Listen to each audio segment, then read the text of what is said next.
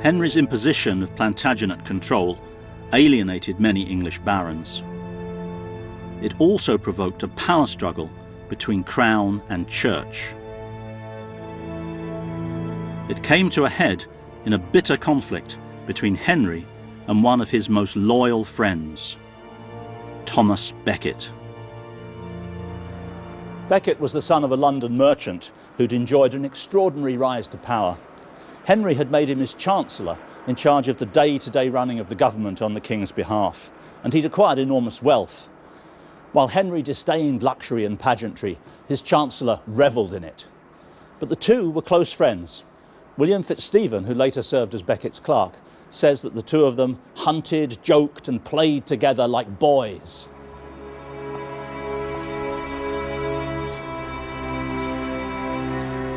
The unexpected reverse in the friendship came in 1162, following the death of the Archbishop of Canterbury. The king was convinced that Becket would make an ideal replacement, someone who would support him in curtailing the judicial powers of the church. Once Becket was in office, he immediately resigned as chancellor and devoted himself to the interests of the church. The two of them soon clashed over the proper limits of priestly power. Becket supported the church's view that the clergy should not be subject to King Henry's royal courts, but should be tried in special church courts, where the worst punishment, even for rape or murder, was expulsion from the clergy. Becket refused to compromise. In fear of the king's wrath, he spent 6 years exiled in France. In 1170, he reached a form of reconciliation with the king and came home. But from the pulpit in Canterbury, he immediately began to excommunicate all who had crossed him. This news provoked an outburst of demonic Plantagenet fury. I have brought up and raised some feeble and wretched men in my kingdom who are not loyal to their lord, whom they allow to be mocked so shamefully by some low-born clergyman. Legend has simplified King Henry's words into, "Who will rid me of this turbulent priest?"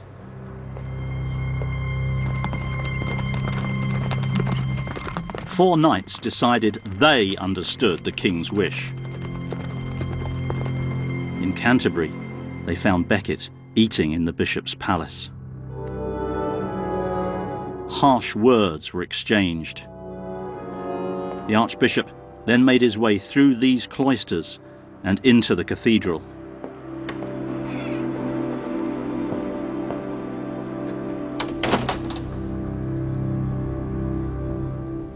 The four found Becket here in the north transept.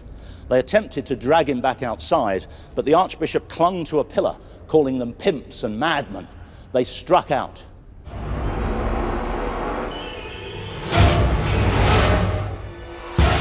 The first blows felled Becket.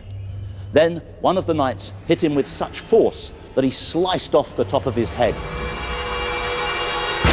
The sword itself shattered on the paving stones.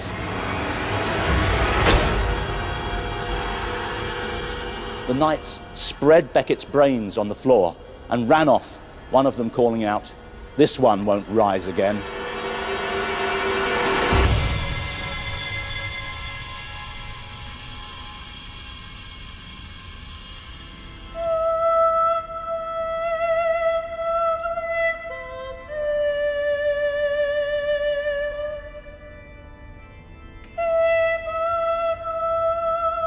Within days, stories began to circulate that Becket's blood had miraculous powers.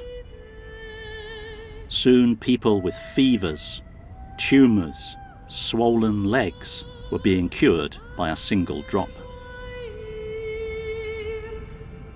The Pope declared Becket a saint.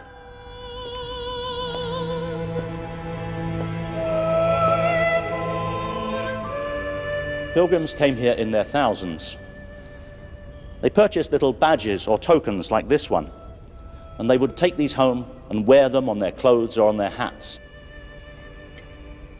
Or they might acquire flasks like this, containing a tiny drop of Becket's blood diluted in water, and they would wear them around their necks for protection, or even drink the water in the hope of a miraculous cure. These objects show that Becket was more successful in death than he had been in life.